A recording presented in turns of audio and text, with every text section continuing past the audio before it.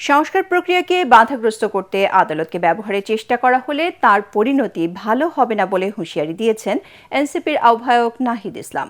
সন্ধ্যায় চট্টগ্রামের পাঁচলায় এসে এনসিপি চট্টগ্রাম বিভাগ আয়োজিত ইফতার মাহফিলে তিনি এ মন্তব্য করেন। নাহিদ বলেন, যেখানে আওয়ামী লীগ অফিস খুলবে সেখানেই প্রতিরোধ গড়ে তোলা হবে। এ সময় স্থানীয় সরকার নির্বাচনে এনসিপি অংশ নেবে বলেও জানান তিনি।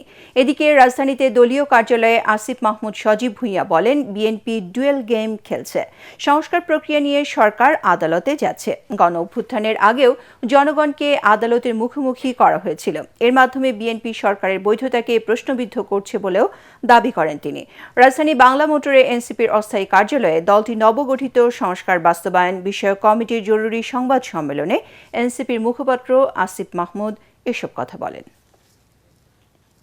আমরা স্পষ্টভাবে বলতে চাই, আদালত যদি রাজনৈতিক এজেন্ডার কারণে নিজেদের দলীয় এজেন্ডার কারণে ব্যবহার করা হয়, চেষ্টা করা হয়, তার পরিণতি খুবই করুণ হবে।